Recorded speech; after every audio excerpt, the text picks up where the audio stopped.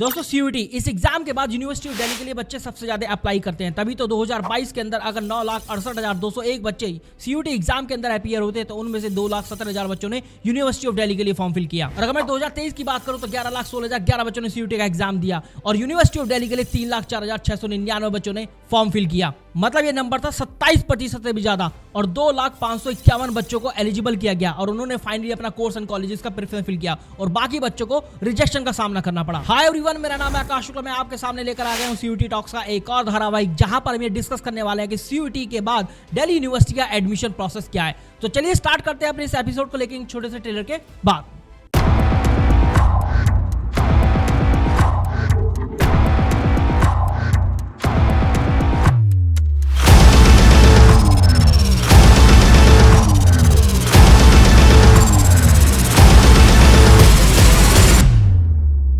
CUT Talks episode 5 Delhi university admission process.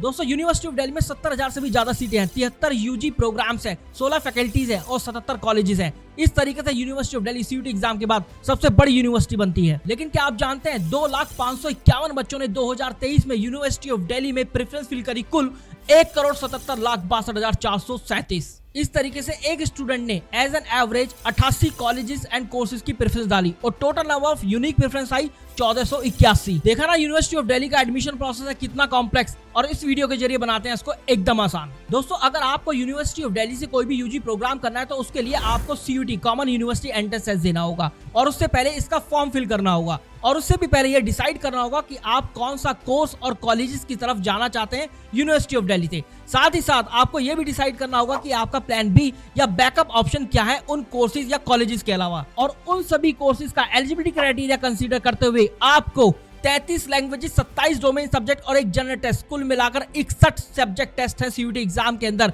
उनमें से 10 maximum test choose करने हैं। मिनिमम सब्जेक्ट टेस्ट का क्राइटेरिया एनटीए ने सीयूटी के लिए अभी डिसाइड नहीं किया है और ना ही किसी सेक्शन के लिए मिनिमम और मैक्सिमम सब्जेक्ट टेस्ट बताए हैं। तो इतना सब कुछ डिसाइड करने के बाद आप सीयूटी का फॉर्म फिल करते हैं और आप अपनी यूनिवर्सिटी और कोर्स की कॉम्बिनेशन भी फिल करते हैं। अब आपका सीयूटी का एग्जाम होता है और इसी बीच यूनिवर्सिटी ऑफ दिल्ली अपना एडमिशन पोर्टल पर फॉर्म रिलीज कर देती है अपने ब्रोशर के साथ। इसका एडमिशन पोर्टल है CSAS common seat allocation system, जहां पर आपको सारी एडमिशन प्रोसेस फॉलो करनी होती है और एडमिशन प्रोसेस से रिलेटेड सारी जानकारी भी मिलती है। अब यूनिवर्सिटी ऑफ दिल्ली आपको बताती है कि भाई हमारे यहाँ पर एडमिशन लेने के लिए 3 फेजेस हैं जो कि आपको फॉलो करने हैं और यही 3 फेजेस होते हैं सबसे ज्यादा कॉम्प्लेक्स। फेज 1 जहां पर आपको रजिस्ट्रेशन करना होता है CSAS पोर्टल पर जाकर और अपनी पर्सनल डिटेल डालनी होती है। जो भी डॉक्यूमेंट यूनिवर्सिटी ऑफ दिल्ली ने मांगा है उसी डेट के हिसाब से आपको डॉक्यूमेंट अपलोड करने होते हैं, जैसे कि क्लास 10th का सर्टिफिकेट, क्लास 12th का सर्टिफिकेट, कोई अपनी पर्सनल डिटेल जैसे कि पैन या आधार कार्ड, आपका कास्ट सर्टिफिकेट अगर आप अनरिजर्व कैटेगरी से नहीं है और आप उस कैटेगरी का बेनिफिट उठाना चाहते हैं, साथ ही साथ ट्रांसफर सर्टिफिकेट और करेक्टर सर्टिफिकेट भी। अब आती है फेज 2 की बारी, जब आप कोर्स एंड कॉलेजेस का कॉम्बिनेशन फिल करते हैं यूनिवर्सिटी ऑफ दिल्ली के एडमिशन पोर्टल CSAS पर जाकर। जब सीयूटी का रिजल्ट आ जाता है उसके बाद यूनिवर्सिटी ऑफ दिल्ली फिर से अपना रजिस्ट्रेशन प्रोसेस ओपन करती है। देखिए जो भी आपने सीयूटी एग्जाम के अंदर सब्जेक्ट टेस्ट दिए हैं आपको वो सब्जेक्ट टेस्ट मैप करने होते हैं अपनी क्लास 12 की मार्कशीट के साथ और बताना होता है यूनिवर्सिटी ऑफ दिल्ली को कि जो भी मैंने सीयूटी एग्जाम के अंदर सब्जेक्ट टेस्ट दिए हैं वो मैंने क्लास 12 के अंदर भी पढ़े हैं। इसी के साथ एक बहुत अच्छी बात ये होती है कि आपके सब्जेक्ट टेस्ट के कॉम्बिनेशन के बेस पर यूनिवर्सिटी ऑफ दिल्ली आपको खुद से दिखाती है कि आप इन कोर्सेज के लिए एलिजिबल हैं। हो सकता है कि आपके सब्जेक्ट टेस्ट के कॉम्बिनेशन के बेस पर यूनिवर्सिटी ऑफ दिल्ली आपको 50 कोर्सेज दिखाए, लेकिन आपको केवल 10 ही कोर्सेज करने हो और उन 10 कोर्सेज के लिए भी अलग अलग कॉलेजेस भी आपको चूज करने होते हैं। और उन कॉलेजेस को भी चूज करते समय आपको एक स्मार्ट टेक्निक अपनानी होती है, क्योंकि 77 कॉलेजेस अगर यूनिवर्सिटी ऑफ दिल्ली के अंदर है तो उनमें से केवल 10 या 12 कॉलेजेस ही ऐसे हैं जो कि अपनी एकेडमिक और एक्स्ट्रा करिकुलर एक्टिविटीज के लिए फेमस है और वहां से प्लेसमेंट भी बहुत अच्छे हैं। तो ये जो बात मैं आपको बता रहा हूँ इसको बोलते हैं प्रेफरेंस लिस्ट। तो अगर आप जैसे कि बीकॉम ऑनर्स करना चाहते हैं यूनिवर्सिटी ऑफ दिल्ली से तो आपके पास एक प्रेफरेंस लिस्ट होनी चाहिए कॉलेजेस की, और ये प्रेफरेंस लिस्ट भी इस तरीके से बनी होनी चाहिए कि कॉलेजेस का ऑर्डर हायर से लेकर लोअर की तरफ जाए। जैसे कि SRCC, हिंदू, हंसराज, किरोड़ीमल आपकी विश लिस्ट में पहले होने चाहिए और सबसे बाद में श्यामलाल, राजधानी कॉलेज और श्री औरबिंदो कॉलेज होनी चाहिए। साथ ही मुझे ये पता होना चाहिए कि यार कौन से कोर्स के लिए कौन सा कॉलेज मोस्ट इन डिमांड है या फिर बेहतर है मेरे लिए। जैसे मैं अगर बीकॉम प्रोग्राम और BA ऑनर्स हिंदी दोनों के लिए एलिजिबल हूँ और रामजस कॉलेज एक ऑप्शन शो हो रहा है तो मैं BCom program with Ramjas college का ऑप्शन चुनूंगा, BA honours Hindi Ramjas college का नहीं। अभी कोर्स एंड कॉलेजेस की प्रेफरेंस लिस्ट बनाने के बाद यूनिवर्सिटी ऑफ दिल्ली अपना फेज 2 बंद कर देती है और फिर स्टार्ट करती है अपना फेज 3। फेज 3 में यूनिवर्सिटी ऑफ दिल्ली अलग अलग दिन पर काउंसलिंग राउंड कंडक्ट करती है, जैसे counselling round 1, 2, 3, spot round 1, 2 and 3 and another admission round. इन सभी राउंड की डेट पहले से ही निर्धारित कर दी जाती है। यूनिवर्सिटी ऑफ दिल्ली अपने एडमिशन वाली वेबसाइट पर एक नोटिस जारी कर देती है और बता देती है कि काउंसलिंग राउंड 1 इस तारीख को होगा, 2 इस तारीख को, 3 इस तारीख को। जो भी डेट और टाइम काउंसलिंग राउंड का यूनिवर्सिटी ऑफ दिल्ली ने अपनी एडमिशन वाली वेबसाइट पर मेंशन किया है, आपको उसी डेट और टाइम पर जाना है। CSCS पोर्टल पर आपको लॉग इन करना है और चेक करना है कि आपको उस काउंसलिंग राउंड के दौरान सीट मिली है या नहीं। अगर सीट मिल जाती है, जैसे ही आप सीट एक्सेप्ट करते हैं तो इसका नोटिफिकेशन उस कॉलेज की तरफ जाता है जो कि कॉलेज आपको मिला है, और इस प्रक्रिया के बाद कॉलेज अपना ऑनलाइन डॉक्यूमेंट वेरिफिकेशन का प्रोसेस स्टार्ट कर देता है। अगर कोई भी डॉक्यूमेंट कम पाया जाता है तो कॉलेज आपको कम्युनिकेट करता है ईमेल और फोन नंबर के थ्रू, और ये यूनिवर्सिटी ऑफ दिल्ली अपने नोटिस के जरिए खुद भी बताती है कि आप अपने ईमेल और अपने फोन पर नजर रखते रहें, क्योंकि कभी भी कोई भी कॉलेज किसी भी समय क्वेरी जनरेट कर सकता है।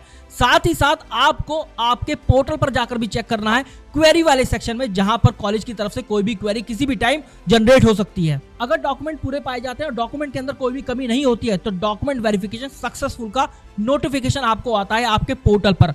अगर ऐसा नहीं होता है तो डॉक्यूमेंट वेरिफिकेशन फेल शो होता है और आपका यूनिवर्सिटी ऑफ दिल्ली का सफर वहीं खत्म हो जाता है। अब डॉक्यूमेंट वेरिफिकेशन सक्सेसफुल होने के बाद आपको फीस सबमिट करके एडमिशन ले लेना होता है और अपनी सीट सिक्योर कर लेनी होती है। अगर आप उस सीट से सहमत हैं तो आपको एडमिशन फ्रीज करना होता है। मतलब एडमिशन फ्रीज करके आप यूनिवर्सिटी ऑफ दिल्ली को ये बता देते हैं कि मैं जो मुझे सीट मिली है उससे सहमत हूँ और मैं दूसरे काउंसलिंग राउंड का हिस्सा नहीं बनना चाहता हूँ। अगर ऐसा है कि आप अपनी सीट से सहमत नहीं है तो फिर आप आते हैं अपग्रेड ऑप्शन पर। जैसे ही आप अपग्रेड ऑप्शन पर क्लिक करते हैं तो प्रेफरेंस लिस्ट को रीअरेंज करना स्टार्ट कर देते हैं, और प्रेफरेंस लिस्ट को रीअरेंज करने की भी एक डेट निर्धारित होती है। उसी डेट और टाइम पर आपको जाना है अपने पोर्टल पर और अपनी प्रेफरेंस लिस्ट को रीअरेंज करना है। आप अपनी लोअर प्रेफरेंस से हाईयर प्रेफरेंस की तरफ आते हैं और उसी के अकॉर्डिंग आपको सीट भी अलॉट होती है। तो इस तरीके से आप फिर दूसरी काउंसलिंग राउंड का भी हिस्सा बनते हैं। लेकिन तब क्या, जब आपको किसी काउंसलिंग राउंड के दौरान सीट नहीं मिलती है और जब काउंसलिंग राउंड अनाउंस होता है आपके पोर्टल पर कुछ भी शो नहीं होता है, तो इस केस में आपको दूसरे राउंड की काउंसलिंग का भी हिस्सा बनना होता है और ये देखना होता है कि आपको किस राउंड के अंदर सीट मिल रही है, और आपको स्पॉट राउंड का भी इंतजार करना होता है, क्योंकि स्पॉट राउंड भी कंडक्ट किए जाते हैं यूनिवर्सिटी ऑफ दिल्ली के द्वारा। स्पॉट राउंड है क्या? देखिए, जब भी काउंसलिंग राउंड होते हैं तो हर एक काउंसलिंग राउंड के बाद यूनिवर्सिटी ऑफ दिल्ली अपनी वैकेंट सीट की लिस्ट जारी करती है और बताती है कि इस कॉलेज के इस कोर्स में अभी भी इतनी वैकेंट सीट है। इसी तरीके से जब वैकेंट सीट जो है वो बचती रहती है तो काउंसलिंग राउंड 3 के बाद university of Delhi spot round conduct करती है। अब आपके एडमिशन होने के बाद यूनिवर्सिटी ऑफ दिल्ली एक डेट जारी करती है जब आपको फिजिकली प्रेजेंट होना होता है उस कॉलेज के अंदर जाकर। आप वहां जाते हैं अपना फिजिकल डॉक्यूमेंट्स लेकर और फिजिकल डॉक्यूमेंट वेरिफिकेशन कराते हैं वहां के रजिस्ट्रार ऑफिस में जाके, और इस तरीके से आप अपना यूनिवर्सिटी ऑफ दिल्ली का एडमिशन प्रोसेस कंप्लीट करते हैं। अगर अभी भी आपको कोई कंफ्यूजन है और आप चाहते हैं किसी टॉपिक पर वीडियो बनवाना मेरे से, then do let me know in the comment section box, क्योंकि मैं कमेंट सेक्शन देखता हूं। यार एक बार ये माइक चेक कर लो, आ रही है आवाज? Sound check. ठीक है यार, कितने नंबर थे? 3,04,699। ठीक है, चलो यार जल्दी से वीडियो शुरू करते हैं।